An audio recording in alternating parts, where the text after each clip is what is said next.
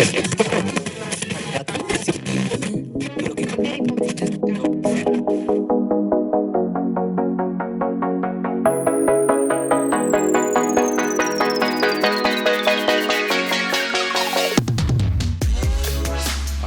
hello, everyone. Thank you for tuning in to another episode 47 of T-Retirement. I'm Brian Owen, joined by my co-host, Dustin Watts. Hello, hello. And we're here today on Good Friday to be able to talk about some things that are kind of like on the top of our minds here. And Dustin, I know when it comes to markets and activities, even though the market's closed today, technically, there's definitely some recent activity that I think you want to make us aware of and help educate us. Yep. Even on Good Friday, the market's closed. We don't stop bringing content to you. So that's right. Yeah, with it being, we just had the end of a quarter. Obviously, a lot going on around the world. At the end of a quarter, it's kind of nice to look back. We have a couple months to look at. But I think what I wanted to show today, more importantly, is how some asset classes are reacting to the new conflict going on in Iran. We've been getting a lot of questions, certainly on, what's the smart money doing? Should we be selling this and going to that? A whole host of questions. And what better, day to look at over the last month of kind of what different asset classes have been doing. So go ahead and share my screen here, Brian. You got it. And it's honestly, it's more nuanced than I think what people might think, right? I have tons of questions on, should we be loading up on gold? Should we be, going to cash, doing this, doing that? And what we're looking at here, I know it's a lot of lines on a chart, but this is really since the beginning of the Iran conflict. It's the S&P 500. There in purple there at the top, we have gold. Just below that, we have silver. We have the Barclays Ag bond index, basically. We have energy stocks. We have utilities. All of these things are considered defensive asset classes, other than maybe the S&P. That's kind of our benchmark. I mean, I think to a lot of people's surprise, Brian, gold over this last month down 15%. Silver down, I guess that was actually a little different. Gold down 12%, Silver down almost 20%. The aggregate bond index. So if you just think of, the very well-known benchmark, Barclays Ag, down 1.5%. The energy sector, it's up a little less than 4%. That's going to be the Chevrons of the world, the Exxons, the Schlumbergers, those types of things. And then utilities. Of course, utilities are often thought of as a safe haven. They're down 2%, all while the S&P over the last month has fallen 4.4%. Now, I know it's been a lot of back and forth during that time. We've had a few days of, plus minus 1 to 2%. We had a really good day this week of, up about 3% or so. But the whole reason that I show this is, it's just, I think it goes against a little bit of conventional wisdom of, okay, we're at war. I'll sell all my stocks and I'll go into gold. Well, that would have really hurt you. Or I'll go into silver, or I'll just load up on bonds. And each one of these tells a story, I think. I mean, bonds in this green line here, you can see it's not as volatile as some of these other assets, but there is certainly now with oil spiking, I think there's this fear of, does inflation creep back into the economy? I mean, that's all still to be seen. But that's, higher inflation would lead to higher bond yields. Higher bond yields lead to lower prices. So you naturally see a small decline there over the last month. I think the metals trade, honestly, is probably a source of funds for some people. It's no secret that silver and gold, we've done some videos on this. Silver's had just a crazy year. I mean, I think it went to 120 an ounce, back down to 60, 65. I think some of those, gold had a good couple of years. They're being used as probably a little bit of liquidity for people who want to maybe hold a little bit of extra cash at this time. But I think naturally you see energy stocks doing well. Now it's really difficult, I think, just to load up on energy stocks. I mean, I don't know that now is the time to load up on them when a war breaks out, I mean, if you had a small allocation to them, certainly you're happy. They haven't had a great few years, but that's kind of a little maybe insurance in your portfolio that you keep alongside your gold and your commodities. But yeah, I think it's just really interesting. I'll really throw the chart kind of out of whack here. I'll add oil futures into this. So now in pink up here, that's the price of oil over the last month. So to the original question, what's the smart money doing? Are we selling everything and going to cash? Are we selling everything going to gold? I guess certainly if you're like an oil futures trader, you're probably enjoying this time. It's done extremely well. This would be a reason why I do like having a small allocation to commodities and a asset allocation. But of course, that's not going to be the dominant position in someone's portfolio. But this is a reason why you would have a little bit. I think certainly it's been a good month now. Nobody knows where this is going, but as of recording here on Good Friday, April 3rd, that's kind of what we're looking like. And I just think it tells a very interesting story. It's a lot more complicated, I think, than people may think to just sell all your stocks and go to another asset class that's going up.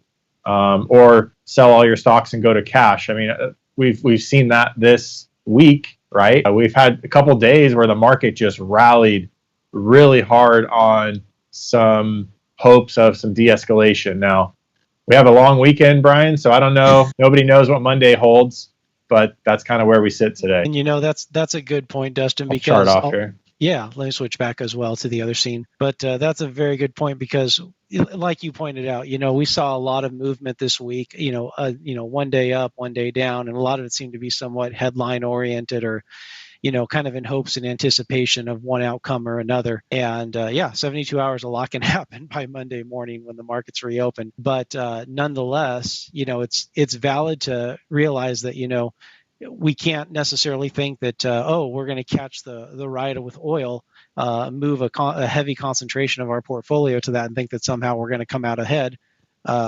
When reality is things can shift next week, and then next thing S&P or gold can be back up. And so it's on the one hand, some people define smart money as, well, it's the safety play or the risk off play, whereas other people define the smart money as what is the security or the type that I should go into that's going to make me a quick win overnight. And so oftentimes I think it's helpful for us to kind of define like money when it comes to individual investors. How should individual investor and his or her goals be taken into consideration on this? Well, and I think right now, financial advisors, that are working with clients, really, it's your goal to get the clients to remain invested, because we have seen just even in this week, things are just swinging back and forth. I mean, you just cannot be chasing the latest headline in these kind of markets. I mean, they're moving so quickly, they're changing day to day.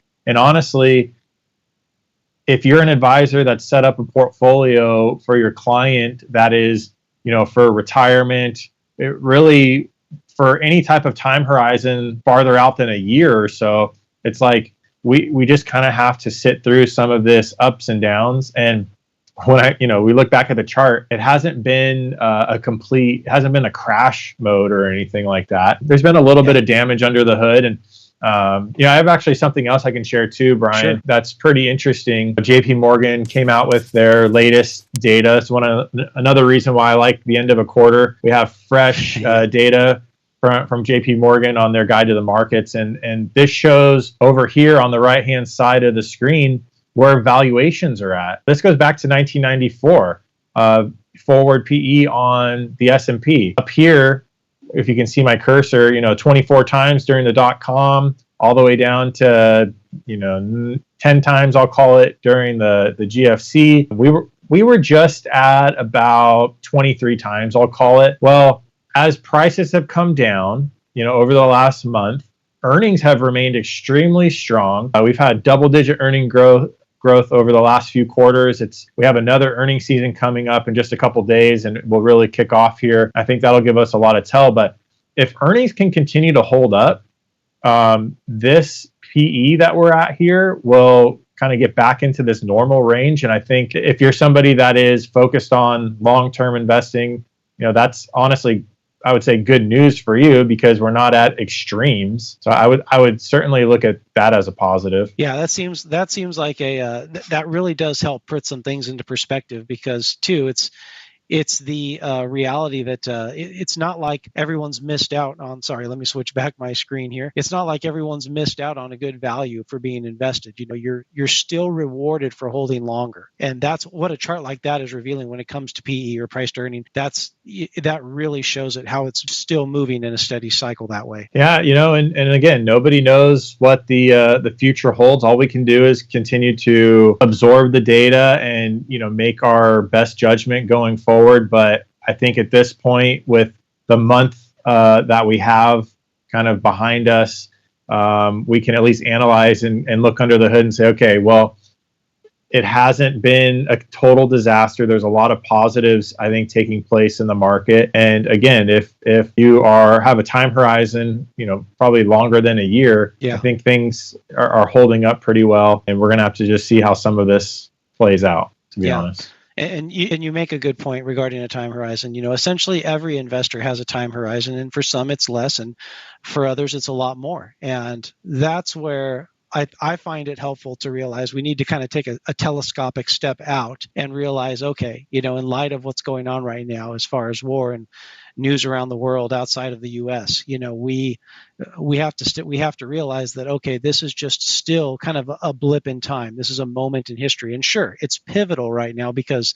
that is what's blazing the headlines and affecting a lot of investment movement per se. But in the long run, it's really not going to, if somebody who's invested for 3, 5, 10, 20, 30 years, with whether they're retired or not yet, it's not going to cash is not necessarily the right move to do, and that could take you off that train of good returns, if I can put it that way. Well, and this might not be a popular saying for some people, but you got to remember too, we're investing in companies. We're investing in for us, a lot of U.S. just top quality businesses. We're not investing in the economy. The stock market and the economy are not the same thing. They don't move together.